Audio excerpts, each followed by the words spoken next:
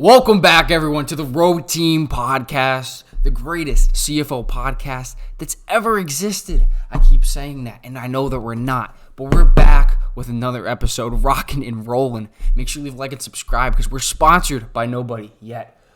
Today, we're going to be recapping Thanksgiving weekend, Week 19. We'll be talking about the Saskatchewan Roughriders a little bit, and we will be giving our Week 20 picks. So without further ado, let's just go. Let's start. This week's games, a little bit interesting.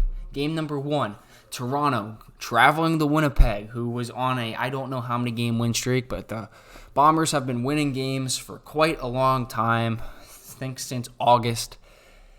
And Toronto comes in there and does a job and gets a 14-11 victory, ultimately knocking out the best team in the CFL, the Hamilton Tiger Cats, out of playoff contention. It was unfortunate, but Argos went and they played a gritty game of football and got a win. Their defense really showed out, and the Bombers just looked sloppy in this one. Not much more else to really say. This is kind of what I expected Winnipeg to have happen already. I kind of expected this to happen against Edmonton a couple weeks back. Instead, Zach Collaros ended up throwing for 500 yards and 6 touchdowns instead. But this is what I expected. The Bombers are a little bit one-dimensional offensive-wise. They heavily rely on their running game, and when they can't get the pass game going, it can get a little bit dry and a little bit stale. That's what happened. Collaros didn't play his best game of football. Winnipeg's offense deeply depends on those 30, 40-yard home run balls, hitting a couple of them a game, hitting at least one of them a game, but a couple of them for it to really be moving. And that just didn't really consistently happen. There's the 49-yard ball to Kenny Lawler. That's about it. Toronto does a job. They get a big win. Zach Collaros came up inches short. I think he got the first down. That's just me. I'm biased. At the end of the game, in a heroic attempted comeback, was ruled just short on a 3rd and 17 scramble out of bounds. But Toronto takes care of business, and they get a 14-11 impressive win on the road. They have now won 2 in a row, and they will be fighting with Ottawa with a win to secure, I believe, a playoff home game against Ottawa in a couple weeks. So good win for Toronto. I won't hate on them too much at this current moment because I can't. Game number 2, Edmonton against Calgary. This is a game I got to watch the ending of. We went live on the Penguinville channel to just react to the last 7 minutes. And it was a very exciting ending. Edmonton looked like they had control of the game for the most part throughout the game's entirety. Justin Rankin, another amazing game. I think he had 140 rushing yards. Let me just confirm that because I can. 10 carries for 140 yards, constantly gashing Calgary. Rankin right now has 10 runs of 20 or more this year, and I think 20 runs of 10 or more. He has an 8.3 yards per carry, which is by far number 1 in the league. Has been having a fantastic season. That Edmonton rushing attack has been very solid all year, with Javon Leake and Kevin Brown both being over 500 yards. Additionally, it's just a shame this team is not a playoff team. Trey Ford got the start in this one, I think, because of a little bit of Cloud Bethel-Thompson injury. And he played respectable, threw a couple of picks, had some good moments, but ultimately Edmonton wins this game in a thriller that came all the way down to the end. Edmonton scored a touchdown, I think, with like a minute to go, and Calgary had a shot to go, and Matthew Schultz, Mr. Tinted Visor himself, led a drive down the field. There was a pass interference penalty that set Calgary up at the 5-yard line with just 2 seconds to play. I forget who the pass. I think the pass went to Reggie Beggleton. He kind of tripped and fell down. Luciez Purifoy on the coverage. Incomplete. Edmonton wins a nice little thriller, 23-18. Pretty much everything in this game happened in the fourth quarter. Edmonton had a solid second quarter, but yeah, the majority of the action, I'd say, was in the fourth quarter. Great ending, great CFL ending. That's why you love the CFL. You're always getting really fun endings. Game number 3, this one was not a fun ending. It was a blowout from the very beginning of the game. Saskatchewan taking care of business against the BC Lions, 39-8. Nathan Rourke did not play his best game of football at all. I wanted Vernon Adams, as a fan, to come in this game. Starting in the second quarter, it did not happen. Instead, Chase Bryce came in the game at the end. I know they didn't want like a quarterback controversy or anything. That's why they didn't put Big Play VA in. But if I'm being honest, Big Play VA is one of my favorite players to watch. And the BC Lions have been nearly unwatchable in the last 7-8 weeks. Nathan Rourke has not played a great brand of football. He had a couple good games. I think one against Ottawa and whoever they played the week after that. They played Ottawa back-to-back weeks. I think he had a good game against Ottawa, had a good game against somebody else. But they just haven't been the BC Lions that we saw. Not nowhere even close. It looks like a completely different team than the start of the year. On the bright side for them, Justin McGinnis did go over 100 yards for the first time since I don't know when. Trevor Harris is continuing to play really, really good quarterback. Adrian Ouellette returned 84 rushing yards in his return. Samuel Emelis now over 1,000 yards on the year. He had a good game. Keyshawn Johnson involved, as always. Just an impressive game, very impressive game from the Saskatchewan defense in this one. We had a pick six by A.J. Allen, I believe. Great game for the Riders, who we'll talk about in a little bit, but they look dominant from start to finish, and the scoreboard definitely tells that story. It paints that picture that this was all Saskatchewan Roughriders from the very beginning. And our last game, Thanksgiving game itself. Not a thriller. It was a little bit of a messy game in the rain, but still Monday Thanksgiving football. You love to see it. The Ottawa Redblacks taking on the Montreal Alouettes in a pretty, not must-win, but a pretty big game for Ottawa. Montreal, nothing really to play for.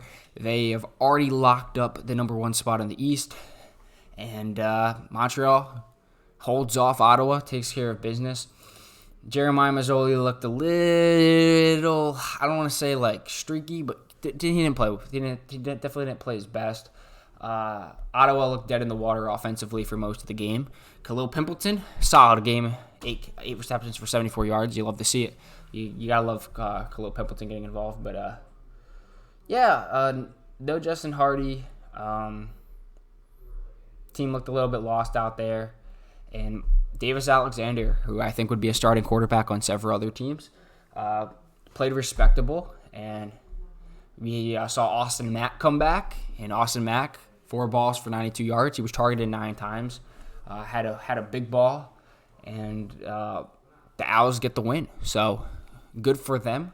Ottawa now has to beat Toronto, and they have to either take care of Hamilton or have Toronto lose to Edmonton in Week 21 if they would like to host that game against Toronto for the first round of the playoffs. So that's what we're looking like. That's your quick little recap. Not insanely in-depth because I didn't watch every game as closely as I wanted to this week. But still got to see action from all the games, and still a great week of football. Any week of CFL football is a great week of football. Way better than the stupid no-fun league down north. I am an American, just to make that clear. Anyway, let's go on and talk a little bit about the Saskatchewan Roughriders, who I think are the hottest team in the league right now. They've won 4 in a row, dating back, I think their last loss was against Winnipeg in the Labor Day Classic rematch in the Banjo Bowl. And they've taken care of business since then. They got started against Calgary with a big win, and now I gotta try to remember. I should have came a little bit more prepared with this one, but I know they beat Calgary, and then last week they beat. Okay, so they beat Calgary. Now I'm thinking about it.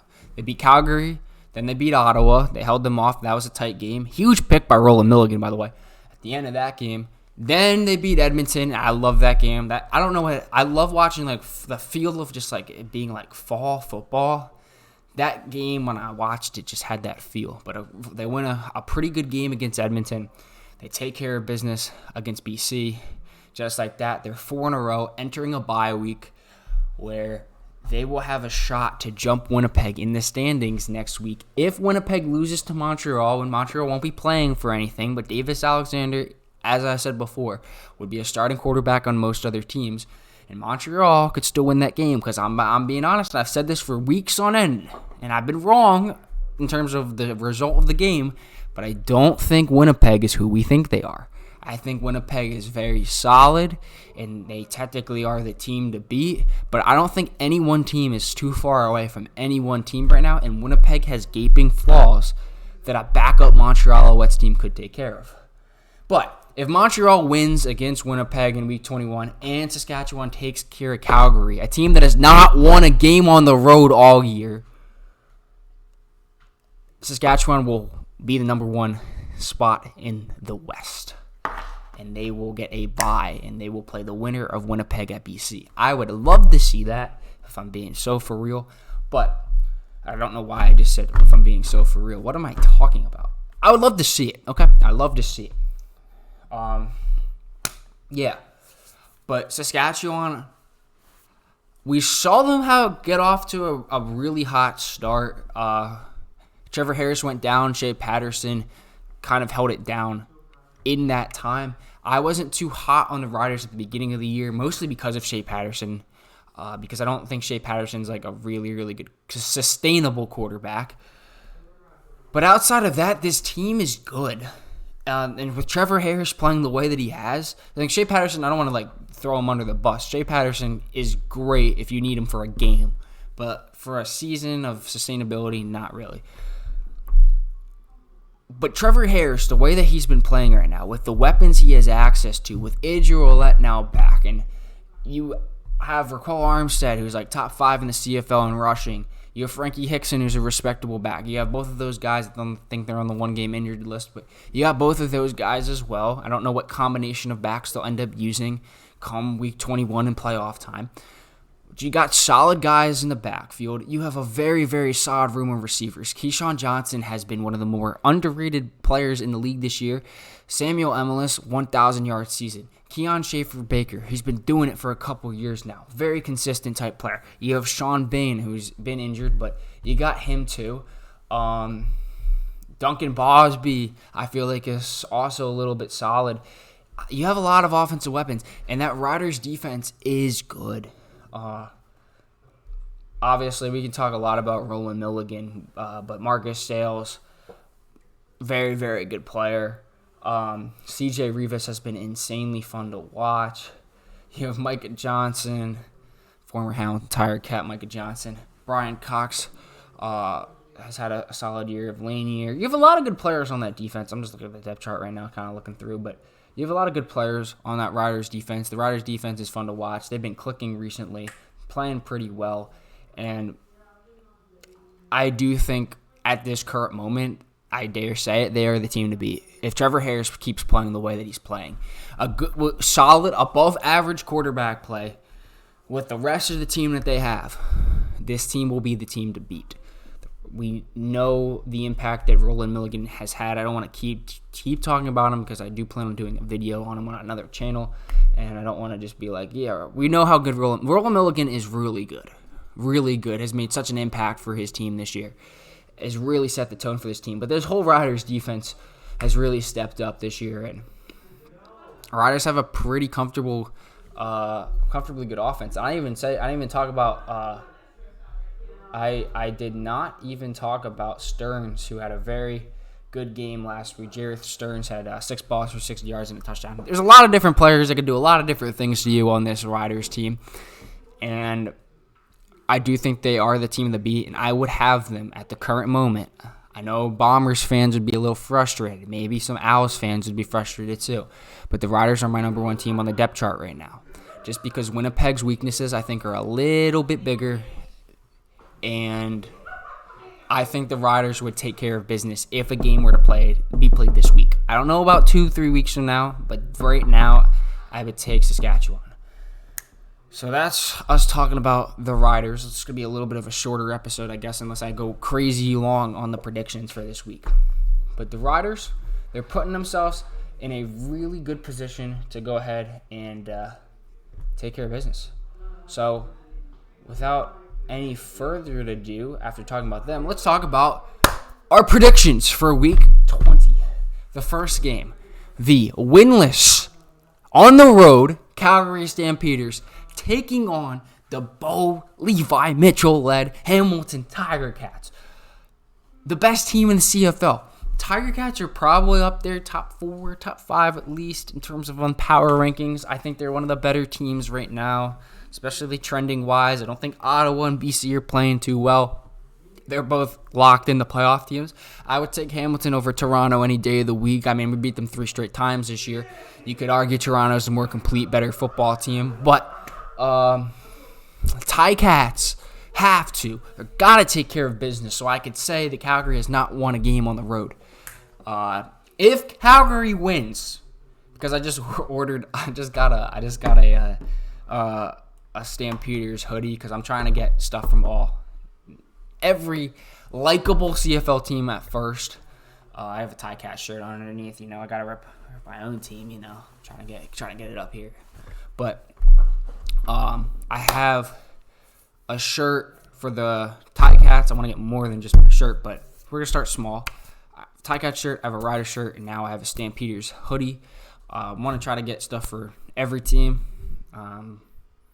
We'll see how that goes. But if the Stamps win, I will be wearing a Stampeders hoodie in the next episode. If they don't win, we're just going to be celebrating.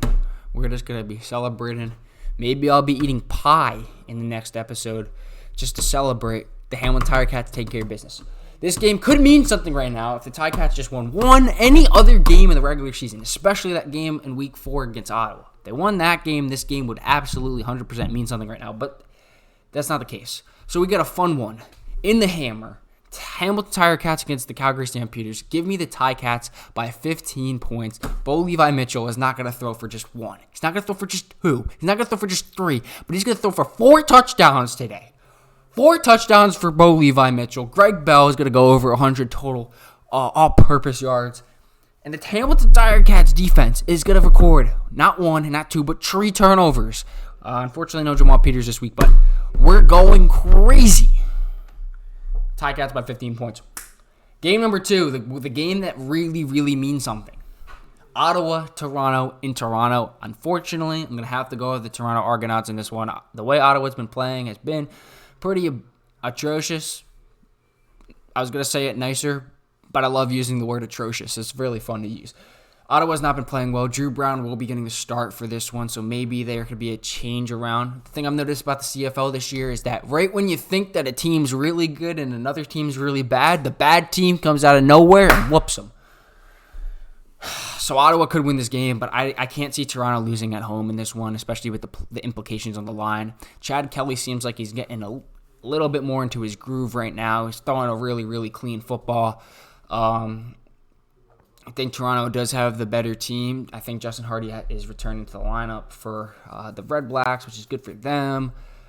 But, yeah, Toronto's got to take care of business in this one. There's nothing more I could really say. And finally, the BC Lions are taking on the Montreal Alouettes. And I'm going to go with the BC Lions here. Vernon Adams in a prove-it game. Because this is the Lions' last game of the season.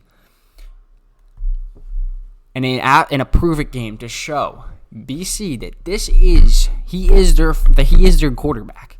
Not Nathan Rourke, it's Vernon Adams. It's Big Play VA. Big Play VA is going to have himself a big day. He's going to continuously hit Justin McGinnis, not in stride because that's not how it works. He's gonna find McGinnis over the middle of the field repeatedly. He's going to get outside the pocket. He's going to make some people miss. He's going to use his legs a little bit. They're going to get William Stanback involved in the ground game. They're going to run all over. Last time they played each other, BC took care of business because it was this William Stanback revenge game, William Stanback got to take care of business against his old team. And the BC Lions are going to win this one at BC Place in Vancouver. I don't know by how much, but I do think this is a massive opportunity for Vernon Adams, and I don't think that he's going to let it go to waste. I do have the Lions, even though there's nothing to play for in terms of what's it called? Statistical significance of this in the standings.